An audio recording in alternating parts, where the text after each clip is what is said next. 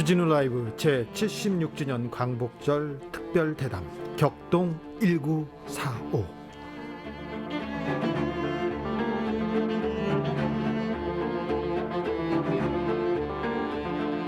시계를 돌려 1945년 8월 15일로 가보겠습니다.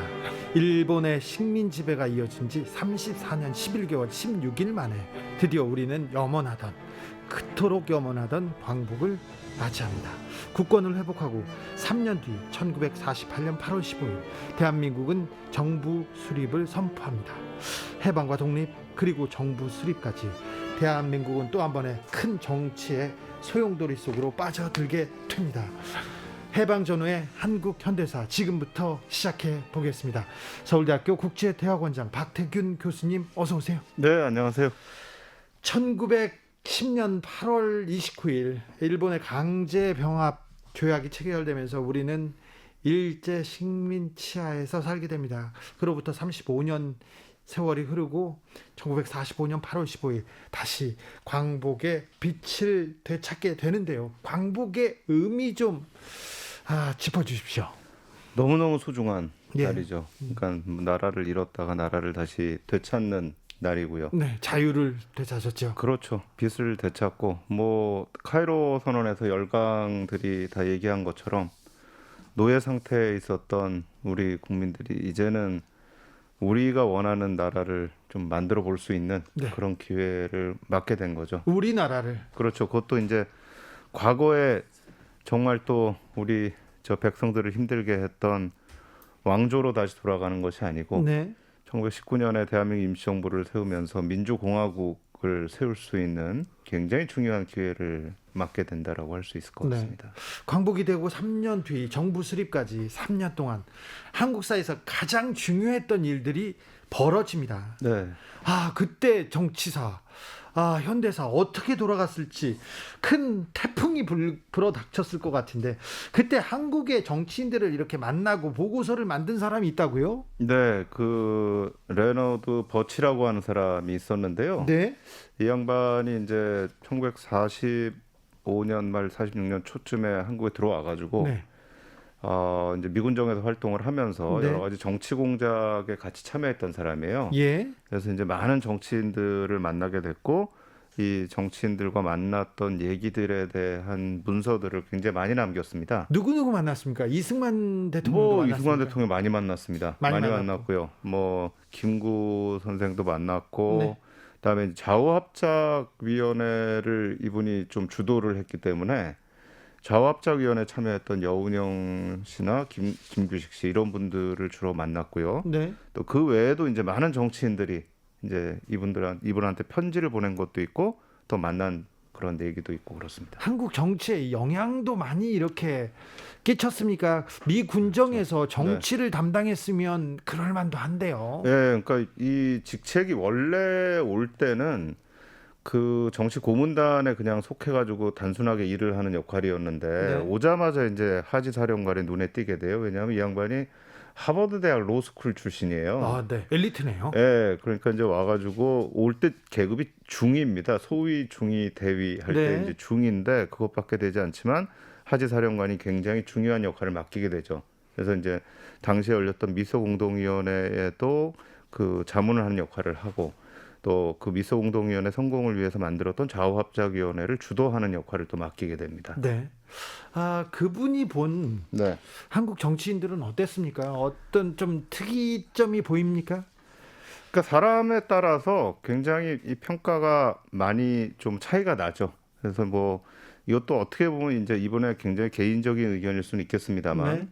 이번에 아무래도 정치 쪽의 역할을 맡아서 하다 보니까 이 한국에서 중요한 역할을 하는 정치인들에 대한 다양한 보고서들을 또 모으게 되고 네. 또 그분들의 얘기들을 모아가지고 자기가 이제 이거를 이제 다루면서 또 이분도 직접 만나서 했던 여러 가지 상황에 대한 그런 보고서들이 같이 들어가 있어요. 근데 이제 편차가 굉장히 큽니다. 그래요? 예, 그러니까 어떤 분에 대해서는 아주 비판적인 평가를 하고 있고 어떤 분은 정말 이런 분들이 있어야 된다. 이런 분들이 있어야 한국의 미래가 밝다. 이런 평가도 있고 그렇습니다. 이승만 박사는 어떻게 평가했습니까? 아무래도 영어를 잘하시는 이승만 박사. 예, 그러니까 초반에는 이승만 박사에 대한 평가 굉장히 좋았고요. 또 예. 그랬던 것이 미군정 자체가 이승만 박사가 미국에서 이제 빨리 돌아오도록 한 것 자체가 예. 그 당시에는 굉장히 약했던 한국의 보수 쪽하고 우익 쪽을 좀 강화하는 역할을 하게 하려고 이승만 박사를 데리고 왔어요. 처음에 기대가 컸죠. 그렇죠. 예. 근데 이제 그러니까 이제 처음에 왔을 때 미군정의 이제 관리로 들어온 버치로서는 이 사람을 좀 이렇게 북돋우고 좀 잘하도록 네. 하는 역할을 맡았는데 이게 시간이 지나면 지날수록 보니까 아니에요. 아 그래요. 미국에서 보기에도 이승만 박사는 아니다 이렇게 생각해요. 뿐만 아니라 당시에 미국의 정책 자체가 모스크바에서 한국에 대한 결정을 내린 이후에 미소 공동위원회를 빨리 성공을 시키고 그거에 의해서 빨리 조선 문제를 해결해야 된다라는 입장인데 이승만 박사는 미군정의 정책에 대해서 전혀 뭐 동의를 하지 않는 거예요. 예. 그거를 뭐 전혀 그리고 계속 방해만 하고 이러니까 나중에 가면 이제 하지 사령관이 1946년 한 중반쯤 가면 이승만 박사한테 당신 좀 뒤로 물러나 있어라. 네. 이제 그만 활동하는 게 좋겠다. 뒤에서 하는 게 좋겠다라는 이제 그런 식의 결정을 내리게 되고 이제 버치 중위도 그 당시에 나온 여러 가지 보고서들을 다 종합을 하면서 이 사람이 한국의 지도자가 될 경우에 굉장히 위험할 수 있다라는 이제 그런 보고서를 쓰게 되죠. 미군정에서는 그럼 어떤 지도자를 눈여겨봤습니까? 그 당시에 제일 눈여겨본 거는 아무래도 김규식 씨였던 것 같아요. 그러니까 임시정부의 부주석을 했던 김규식 씨인데 이분은 이제 기본적으로 굉장히 합리적인 보수주의자예요. 예. 그리고 세계 정세가 돌아가는데 굉장히 밝을 뿐만 아니라 이 당시의 한반도 상황에서는 우리가 분단이 되지 않고 우리가 원하는 민주공화국을 만들기 위해서는 미국과 소련이 실질적으로 점령을 하고 분할 점령을 하고 있는 상황에서 뭔가 이 사람들과 서로 잘 의논을 해서 가야만 갈등이 없이 우리가 통일 어떤 정부를 만들 수 있다라는 생각을 갖고 있었던 분이죠. 김구 선생에 대한 평가는 어떻습니까? 김구 선생에 대해서는요, 미군정이 처음부터 굉장히 안 좋아해요. 아 그래요? 네, 그러니까 민족 자주파라고요? 그렇죠. 그게 아무래도 크죠. 그리고 처음에 들어올 때도 미군정 쪽에서는 이 임시정부를 인정하지 않겠다. 근데 미군정이 사실 임시정부를 인정하지 않은 이유는 임시정부가 대표성이 없다라는 이유도 하나 있지만 그 전에 조선공산당이 조선인민공화국이라는 걸 선포를 했는데 네.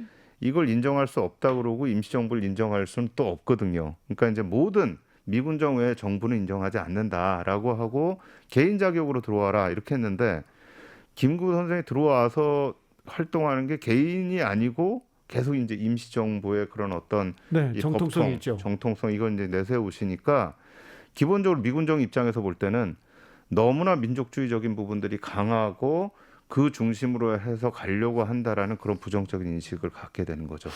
네. 그런데 어떻게 초대 대통령으로 이승만 박사가 선출될 수밖에 없었습니까? 그러니까 저도 사실 이 버치 문서를 보면서 제가 가장 좀 놀라기도 했고 주목해서 본 부분이 그거예요. 그러니까 기존의 얘기들을 보면 이제 두 가지로 저희가 나누잖아요. 하나는 이제 미국이 들어와 가지고 이 이승만 박사를 막 뒤에서 밀어가지고 결국 대통령 만든 게 아니냐라고 예. 하는 게 있었고 또 한쪽에서는 이게 이승만 박사가 들어와가지고 결국은 분단 정부를 만들면서 부정적인 역할을 했다 이제 이렇게 네. 두 개가 있는데 제가 이 문서들을 보니까 미군정 쪽에서는 사실 이승만 박사가 대통령 되길 원하지 않았어요. 그래요. 그러니까 특히 이제 46년이 지나면서부터는 이 양반이 하는 거에 대해서 굉장히 부정적인 시각이 강해집니다. 그러니까 네. 미군정의 정책에 반대할 뿐만 아니라 만나가지고 처음에 얘기한 것도 막 뒤집어서 얘기를 하기도 하고 네. 때로는 본인의 정치적 이익을 위해서 여론 조작을 해요. 그러니까 이때 제가 처음 본 게 뭐냐면 가짜 뉴스라는 얘기가 나와요 여기에. 그때도요? 네. 그러니까 실제로 있지도 않은 일들을 여기다가 막 이 이승만 박사와 가까운 언론에서 그런 일들을 막 쓰면서 이승만 박사의 업적이 어떻고 막 이렇게 쓰니까 네. 야, 이거 가짜 뉴스야. 왜 이런 게 자꾸 퍼져?라고 하면서 이제 미군정 쪽에서 이거 어떻게 막아야 되느냐. 나중에 또 어떤 일까지 벌어지냐면 미군정에서 가짜 뉴스에 네. 고민했습니까? 페이크 네. 뉴스였습니까? 그렇죠, 그렇죠. 그러니까 제가 가장 놀랐던 게 이승만 박사가 이 중간에 이제 이 미군정 쪽에서 지원을 안 하니까 이러다가 안 되겠다 하고 네. 이제 승부수를 던진 게 미국을 갑니다. 네. 46년 말에. 47년 초에 돌아와야 되는데 미군정 쪽에서 미국 본토에다가 전문을 보내가지고 이승만 박사가 돌아오는 비행기 편을 못 잡게 해라. 네. 돌아오지 못하게 해라. 예. 이런 것까지 보내요. 그러니까 그 정도로 사실 이제 미군정하고 사이가 안 좋았는데 어떻게 잡았느냐? 저는 이 부분이 모든 뭐 저희가 이 긍정 부정을 떠나서 이승만 박사라는 분이 갖고 있는 어떤 이 정치적인 이 능력이 진짜 뛰어난 것 같아요. 제가 정치력은, 보면은. 네. 근데 이게 제가 이제 그런 부분을 느낀 게 뭐냐면 다른 분들은요 대부분이 식민지였던 일제 강점기 조선에 있거나 네. 아니면은 중국에서 독립운동을 한 분들이에요. 그렇죠. 근데 이분들은 이제 근대 정치를 못 느낀 사람들이에요. 네. 근데 이승만 박사는 미국에 있었거든요. 미국에 갔죠. 그러니까 미국에 있으면서 이분이 느낀 두 가지 제일 중요한 게 있어요. 정치에서. 네. 하나가 돈입니다. 네. 그러니까 이게 뭐 친일파가 주든 누가 주든 어쨌든 돈이 있어야 된다. 네. 이제 이게 하나가 있는 거고 두 번째가 이제 지방에서의 조직력입니다. 네. 왜냐하면 근대 정치에서 제일 중요한 게 의회입니다. 네. 그래서 의회에 어떤 사람들이 올라오느냐인데, 그러니까 이분이 했던 것 중에 하나가 지방 순회를 해요. 네. 그러니까 이거는 기본적으로 독립운동을 하면서 일제 통치하에 조선에 있거나 중국에서 독립운동했던 분들은 느낄 수 없는 그런 노하우들을 직접 경험을 한 겁니다. 네. 그러니까 그 부분들이 결국에 가서 미군정 쪽에서 그렇게 원하지 않았음에도 불구하고 이승만 박사가 대통령이 되는 중요한 원인이 되었다. 플러스 하나만 더하면 네. 사실은 이승만 박사의 이 라이벌이라고 했던 분들이 하나씩 이제 사라지죠. 그렇죠. 암살되는 겁니다. 그러니까 처음에 45년 12월에 송진우 씨 이게 한국민주당의 수석 총무였었고 예. 그 다음에 이제 47년에 여운형이 또 암살이 되고요. 예. 그러면서 이제 좌우합작위원회라는 게 완전히 이제 유명무실하게 되고 또 47년 말에 한국민주당의 그 당시에 이제 또 수석 총무였던 장덕수 씨가 또 암살이 되고 네. 김구 선생이나 김규익 선생은 우리는 분단 정부에 참여하지 않겠다라고 하면서 남북 협상으로 가고 네. 이렇게 되니까 사실은 무주공산이 돼버린 거죠. 네네. 혼자만 남게 되는 그런 부분들이 결국은 대통령이 되는데 결정적인 그런 조건들이 아니었나라고 생각을 합니다. 이승만 박사가 대통령이 됩니다. 그런데 조금 안타까운 게 친일파들, 친일 네. 부역 세력하고 손을 잡잖아요. 네, 이 부분은 이승만 박사도 독립운동을 한 사람이잖아요. 그렇죠. 독립운동을 이제 미국에서 했죠. 미국에서 했는데 그게 이제 저는 약간 좀 이 차이가 있는 것 같아요. 미국에서 독립운동을 하면서 여러 가지 본인이 느꼈던 부분하고 실제로 일본의 군국주의 세력들하고 서로 부닥치면서 정말 독립운동을 했던 세력들하고 굉장히 차이가 있는 것 같아요. 네. 이 사람들한테는 절대 자기들의 동지를 죽이고 팔아넘겼던 일본 제국주의, 일본 군국주의에 협력한 사람들하고는 손을 잡을 수 없다라는 생각이 있었다면 타도의 대상이죠. 그렇죠. 이승만 박사 같은 경우에는 미국에 있으면서 어찌됐건 내가 정치를 하려면 돈이 필요하다라는 부분들을 굉장히 강하게 느꼈던 것 같아요. 네. 그러니까 이런 부분에서는 실제 이게 우리가 해방 전국에서 친일파들을 어떻게 볼 거냐에 큰 차이가 있는 거예요. 이게 사실 들어오자마자 그게 있어요. 그러니까 아까 말씀드린 것처럼 미군정은 이승만 박사가 와가지고 보수 우익을 강화시켜 주라고 데리고 들어왔단 말이에요. 예. 근데 들어오자마자 이승만 박사 정치 세력들을 다 모아놔요. 예. 조선공산당까지 옵니다. 예. 모아놓고 연설을 하는데 친일파 문제에 대해서 굉장히 애매하게 얘기를 해요. 처음부터요? 네. 그러니까 이 양반들이 다 이승만 박사한테 등을 돌립니다. 우리가 지금 해방이 되고 광복이 됐는데 우리가 목숨을 걸고 싸웠는데. 그렇죠. 여기서 지금 원칙을 가지고 우리나라를 팔아먹고 우리나라가 불의의 전쟁에 휘말리도록 하고 국민들이 이렇게 힘들게 만들었던 사람들은 배제해야 되는 게 아니냐. 그렇죠. 근데 그거에 대해서 너무 애매하게 얘기를 하는 거예요. 예. 그리고 여기에서 이제 이승만 박사하고 김구 선생의 차이가 나타나는 게 네. 그 당시에 이제 친일했던 세력들이 잘못하면 자기들은 이제 다 거기서 이제 척결이 될 수가 있으니까 돈을 가지고 지도자들을 가지고 찾아가서 만나는데 이승만 대통령은 이게 정치를 하려면 돈이 있어야 되니까 뭐 이런 걸 다 하고 이제 이렇게 가져오지만 김구 선생 이거 받을 수가 없다. 내가 이거 어떻게 지금 독립운동을 여기까지 해왔는데 내가 당신 돈을 받느냐. 네. 굉장히 큰 차이가 있는 거죠. 그러니까 이 버치 문서에도 나오는 것 중에 하나가 이승만과 김구의 차이예요. 근데 처음에 들어올 때는 김구 선생의 돈이 훨씬 많았어요. 아, 그래요? 왜냐하면 중국 국민당에서 지원한 돈이 있었어요. 네네. 그래서 그걸 가져왔는데 이분은 북한에서 내려오는 동포들, 해외에서 들어온 동포들한테 어렵다 그러면 다 퍼준 거예요. 네. 그러니까 1년이 지나면 돈이 없어요. 예. 이승만 대통령 들어올 때 돈이 없었어요. 예. 근데 1년이 지나고 나서 돈이 너무 많아지는 거예요. 예. 그러니까 그 돈에 대한 문서도 상당 부분 이 버치의 문서들에 좀 들어가 있습니다. 아무튼 정치가였는데 네. 돈을 모으는 또 수완도 엄청나네요. 네. 그리고는 처음부터 친일파에 대해서는 좀 온화한 시선이었고 그 다음부터 계속 친일파들을 중용했습니까? 돈만 있고 힘만 있으면? 뭐 아무래도 이제 그쪽 중용을 했다기보단 계속해서 그분들을 손을 잡고 갔죠. 예. 예, 그렇게 갈 수밖에 없었고 사실 돈의 문제뿐만 아니라 사실 그 당시에는 제일 중요한 건 경찰 문제였어요. 네. 그러니까 이게 치안. 모든 그 정치인들이 다 인정을 하는 게 사실 미군정의 정책이 실패했다. 근데 그 실패의 가장 큰 원인은 사실은 쌀 문제였다라고 인정을 해요. 네. 그리고 그 부분이 쌀값도 못 잡고 쌀을 제대로 분배도 못하고, 그러니까 어떤 사람들은 차라리 일제 강점화가 더 낫다. 그렇게 그때는 얘기했지. 쌀을 네. 분배라도 해줬는데, 네네.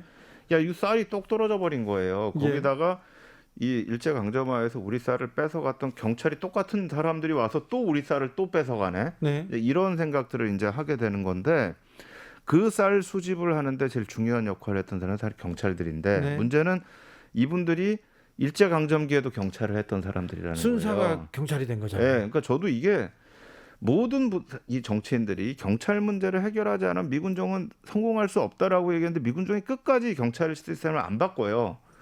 왜 안 바꿨나 제가 너무너무 궁금했는데 이 버치가 가지고 있는 문서에 너무나 중요한 부분이 있더라고요. 뭐라고 나왔습니까? 1945년 12월 말에 모스크바 3상의 결정이 나오고 나서 반탁 시위를 하면서 총파업을 해요. 네. 심지어는 예. 하지 사령관 집에서 일하는 사람까지 총파업을 해요. 네. 그러니까 뭐 밥도 못 얻어먹게 생긴 거죠. 그런데 유일하게 그 총파업에 참여를 안 한 게 경찰입니다. 네. 그러니까 미군정으로서는 우리가 믿을 수 있는 건 경찰밖에 없다. 그 사람들한테는 친일이냐 아니냐가 지금 중요한 게 아니에요. 이분들은 어쨌든 이 사람들은 지금 해방이 된 이 지역에 대한 안정을 하고 일본으로부터 항복을 받는다고 들어온 거 아니에요. 예. 그러니까 자기들이 통치를 하는데 자기들이 믿을 수 있는 사람은 경찰밖에 없다. 네. 이 얘기를 하는 거죠. 그러니까 이게 사실 우리 입장에서 보는 부분하고는 굉장히 큰 차이가 생기는 겁니다. 네. 미군정 그리고 이승만 박사의 시각이 친일파 청산을 하지 못한 우리의 역사로 또 고스란히 남습니다. 그런데 모스크바 삼상회의 나오고 신탁 반탁 나왔는데 네. 광복되고 정부 수립까지 그 시간 동안 우리가 조금 잘 깨어 있었으면 어떻게 했으면 분단을 좀 막을 수 있었을 텐데 네. 역사의 시계를 돌려놓으면 저는 그 지점으로 가서 치열하게 싸우고 싶습니다. 저는 막을 수 있었다고 생각을 합니다.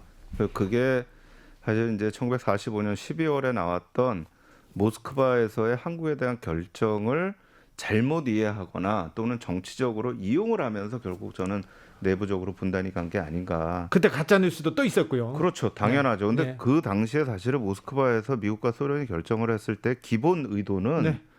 둘 다 빨리 나가고 싶었던 거예요. 그래요? 그러니까 사실 한국이라는 데가 굉장히 중요하긴 한데 다른 지역에 비하면 또 중요도가 떨어지기도 해요. 예. 그러니까 아시아에서 보면 일본이나 중국에 비해서 한반도의 중요도는 좀 떨어지고 예. 소련의 입장에서는 유럽에 비해서 아시아의 중요도가 떨어져요. 네. 그러니까 어떻게든 이 지역은 안정을 시켜놓고 자기들에게 적대적인 정부만 서지 않으면 빨리 나가겠다.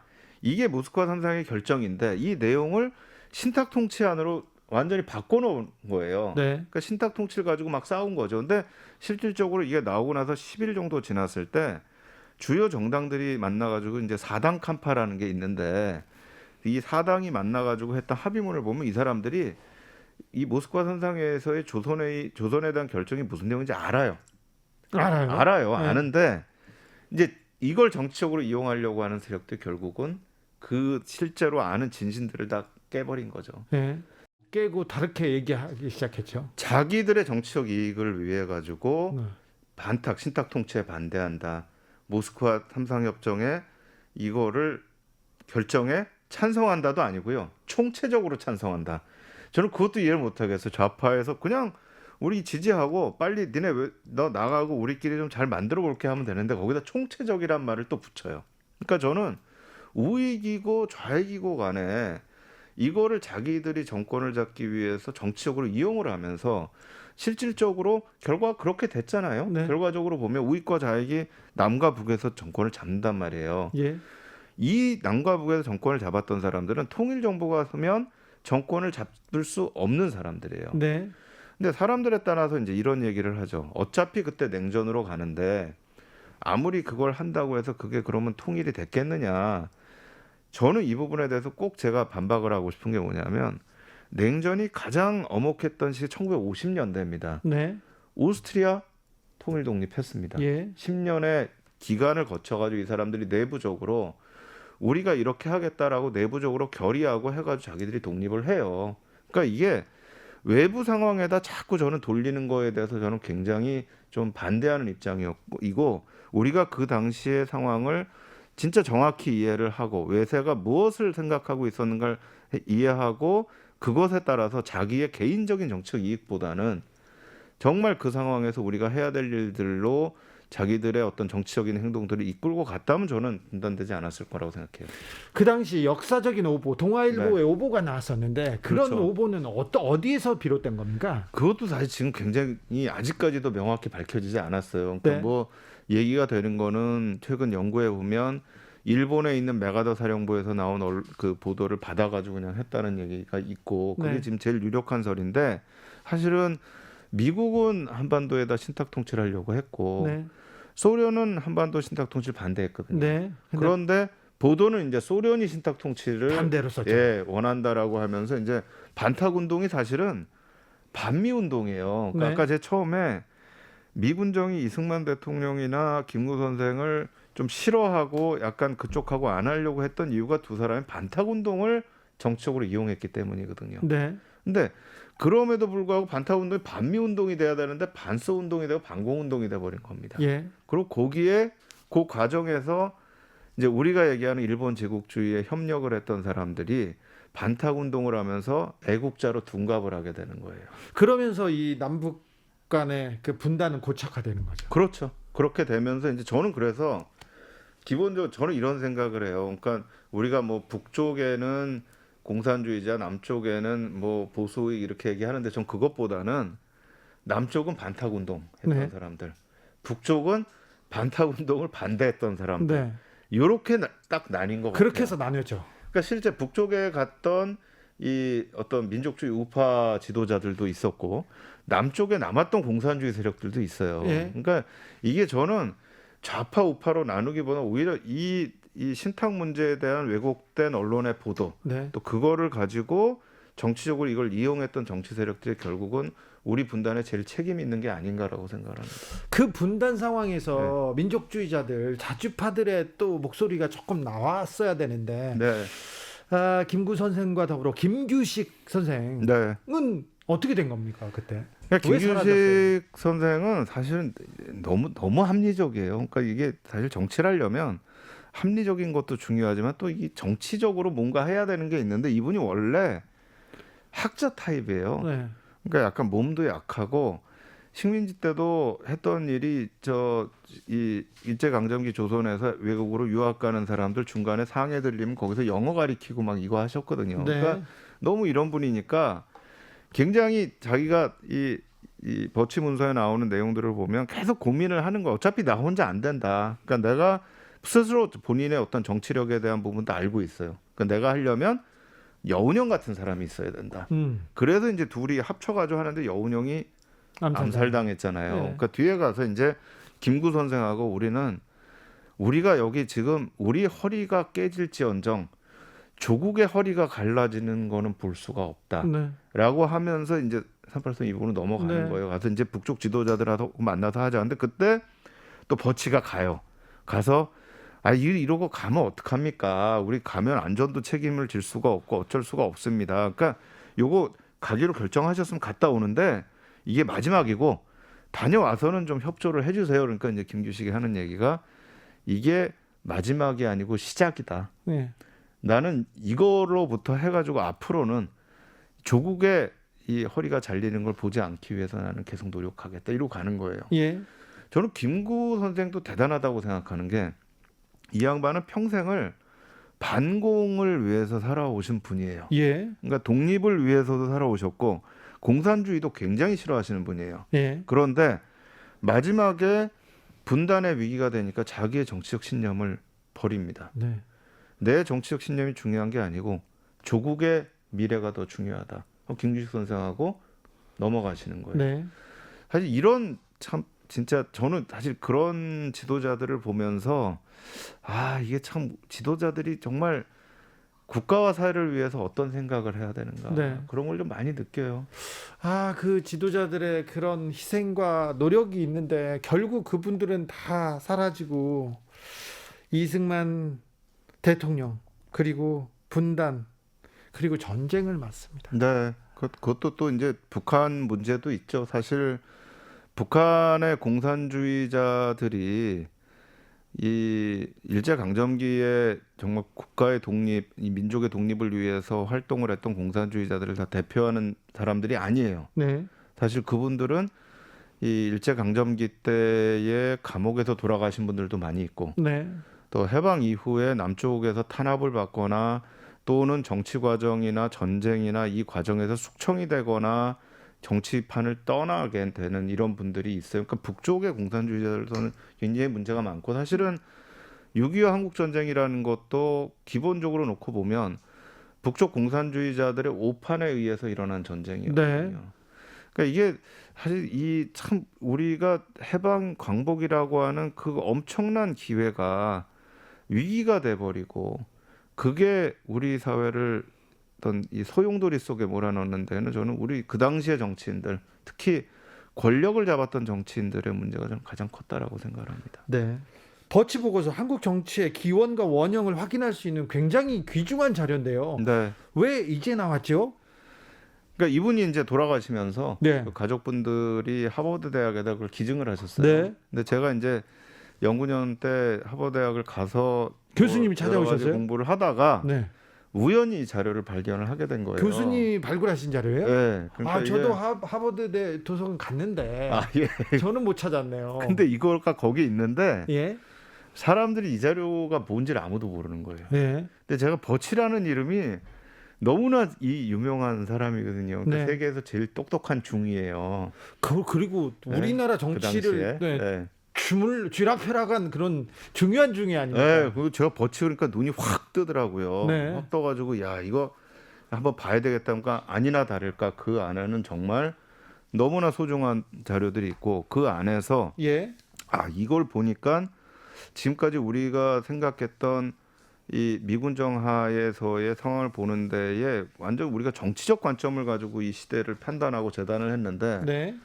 정말 자료에 근거해서 우리가 좀 볼 필요가 있다. 네. 그리고 그 시대에 오늘 쭉 말씀드렸던 것처럼 어떤 가짜 뉴스의 문제라든가 이게 정치인들이 자기의 정치적 이익을 위해서 이 정말 중요한 어떤 진실보다는 자기의 정치적 이해를 위해 여러 가지 했던 부분들 이런 부분들이 결국은 그 이후에도 계속돼서 이어져 오는 부분들이 지금도 이어지죠. 그렇죠. 그게 그 원형이 바로 이때 시작된 게 아니었는가. 정말로 있어야 될 분들은 역사의 뒤안으로 사라지셨고 네. 좀 안 있어도 되실 분들은 중심에 떠오르게 됐던 그런 어떤 역사의 기원이 됐던 시대가 아닌가라고 생각을 합니다. 지금 또 대선 기간인데 대선 네. 주자들 역사 인식 보면 좀 답답한 구석도 있고 그런데 어떻게 보세요? 제발 좀 역사를 네. 아주 정치적으로 이용을 안 했으면 좋겠어요.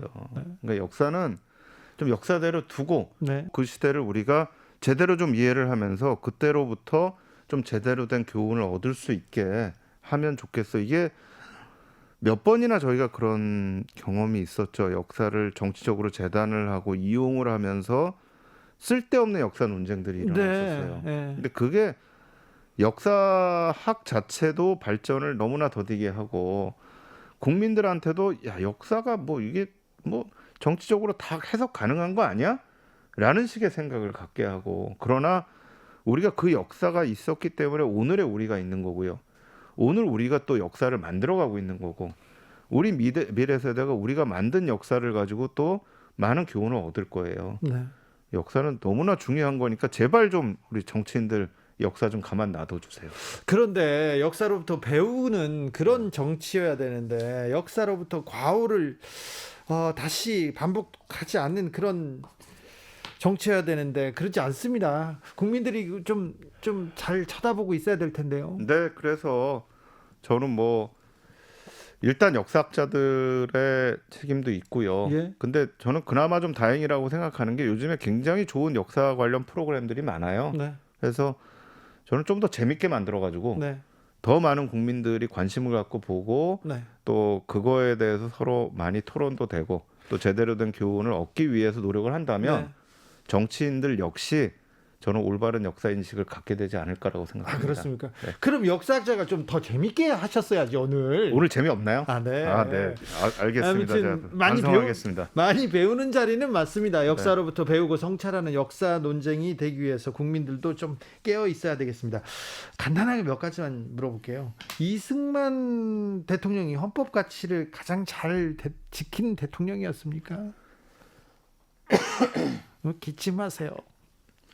이승만 대통령이 그러니까 우리 헌법 가치를 뭐라고 얘기해? 저는 우리 헌법 가치는 모든 이 주권은 국민으로부터 나온다라는 네. 거고 두 번째는 특히 지금 요즘에 와서 제일 중요한 건 헌법 10조에 있는 국민의 행복할 수 있는 권리라는 네. 거라고 생각을 하는데 사실 뭐 이승만 대통령께서 계시는 동안은 국민이 주인도 아니었고 네. 국민이 그다지 행복하지도 않았던 그런 시대가 아니었나라고 생각을 합니다. 대선이 다가오면서 친일파 논란 또 네. 다시 시작됩니다. 네. 이 우리 사회가 갈 길이 멀다는 걸 보여주는 한 단면이기도 한데 친일파 네. 논란 해소하기 위해서는 어떻게 해야 됩니까? 그러니까 이게요. 그 많은 분들이 이제 그런 얘기를 해요. 또 뭐 과거를 가지고 볼모를 잡아서 하느냐 이렇게 얘기를 하는데요. 과거의 문제를 명확히 하지 않고 미래를 못 나갑니다. 네. 저희가 아주 대표적으로 잘 알 수 있는 게 1965년에 한일 협정을 잘못 맺으면서 그 문제가 지금까지 오고 지금까지 있고 어렵습니다. 2015년에 위안부 합의 잘못하면서 지금까지 해결 네. 못하고 있어요. 못 그러니까 풀고 있습니다. 과거의 문제의 잘못된 부분들을 바로 잡고 그거에서 올바로 인식하는 것이 미래를 위해 너무나 중요하거든요. 네. 제가 오늘도 사실은 저는 일본을 굉장히 제가 좋아하는데 일본에 대해서 화가 나는 게 뭐냐면 일본이 45년 이전 역사에 대해서 과연 제대로 성찰을 하고 있는가. 그러니까 과거를 제대로 성찰하지 못하니까 현재에 있어서도 한일 관계가 이렇게 가고 일본이 바라보는 세계라는 것이 사실은 인류 보편적인 관점과는 떨어지는 부분들이 있는 거죠. 절대 존중받을 수 없습니다. 네, 그래서 존경받을 수 저는 없습니다. 과거에 대한 문제를 또 과거라고 자꾸 치부하지 말고 정말 미래를 위해서는 우리가 해결하고 나가야 되는 문제라고 저는 생각을 합니다. 알겠습니다. 말씀 잘 들었습니다. 주진우 라이브 제76주년 광복절 특별대담 격동 1945 지금까지 서울대학교 국제대학원장 박태균 교수였습니다. 감사합니다. 네, 감사합니다.